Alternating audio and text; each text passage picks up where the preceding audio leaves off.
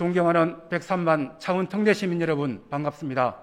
이치우 의장님과 선배 동료 의원 여러분, 그리고 허성무 시장님을 비롯한 관계 공무원 여러분, 모두 새해 복 많이 받으십시오. 내서업 더불어민주당 이우환 의원입니다. 저는 오늘 창원 마산 출신의 항일투사 김명시 선생의 독립운동 공적을 되돌아보고 현재 추진 중인 김명시 선생의 국가보훈처 독립유공자 서훈을 반드시 실현시킬 수 있도록 창원시와 창원시민의 적극적인 노력을 촉구하고자 합니다.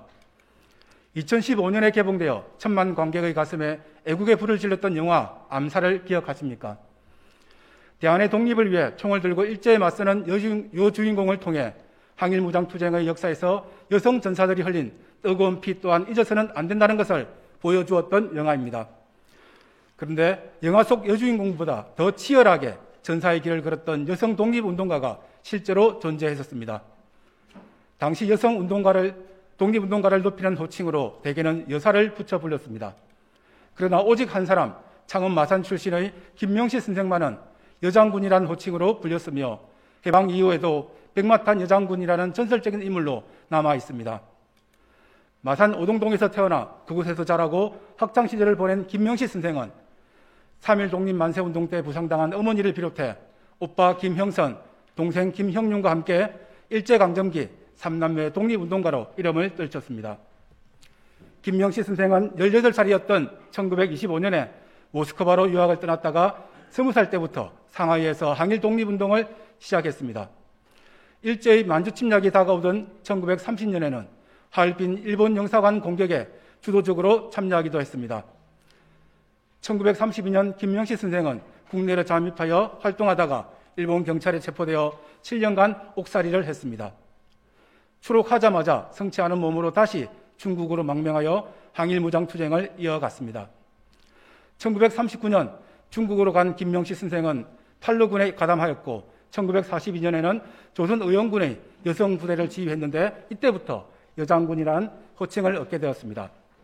한 손에는 총을, 다른 한 손에는 확성기를 들고 일본군과 직접 맞서 싸웠기에 김명시 선생은 백마탄 여장군으로 불리게 된 것입니다.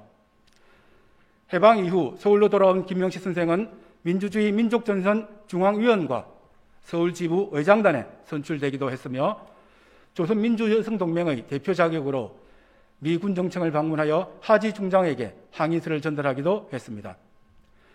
대한민국 정부 수립 이후 사회주의 계열 인사들을 검거하는 광풍이 불어 김명시 선생은 1949년 10월 경찰에 체포되었고 다음 날 부평경찰서 유치장에서 목을 메어 생을 마감했습니다. 일제의 총칼에 맞서 싸워 조국의 독립을 되찾아온 독립투사가 그 조국의 철창에서 생을 마감하였으니 이 또한 우리나라 근대사가 안고 있는 비극이라 할 것입니다. 조국을 위해 불꽃처럼 살다 간 김명시 선생은 아직도 독립유공자 서훈을 받지 못했습니다. 선생을 이렇게 오랫동안 어둠 속에 묻어두어야 했던 이유는 선생에게 씌워진 이념의 굴레 때문이었습니다. 사망 다음 날 신문에 실린 북로당 정치위원 김명시 자살이라는 기사 하나로 김명시 선생은 북로당 정치위원으로 낙인 찍혔습니다. 그러나 김명시 선생이 북로당 정치위원이었다는 것은 어디에서도 그 근거를 찾을 수 없습니다.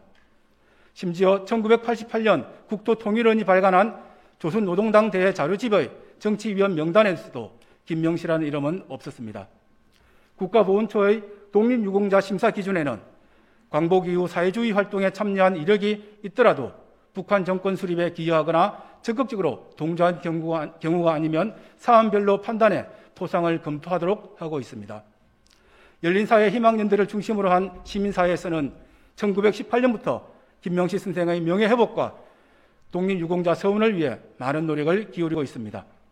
김명시 선생이 북한의 정권 수립에 동참하거나 기여하지 않았음을 증명하는 자료 등을 보완하여 재차 서훈 심사를 신청했습니다. 국가보훈처도 김명시 선생에 대한 독립유공자 재심사를 검토하기로 하는 전향적인 입장을 밝히고 있습니다. 창원 특례시가 첫 출발하는 희망의 2022년에 창원을 대표하는 여성 독립운동가 백마탄 여장군 김명시 선생이 반드시 독립유공자로 인정받을 수 있도록 창원시가 마지막 행정적 노력을 기울여 주실 것을 당부드립니다. 끝까지 경청해 주셔서 감사합니다.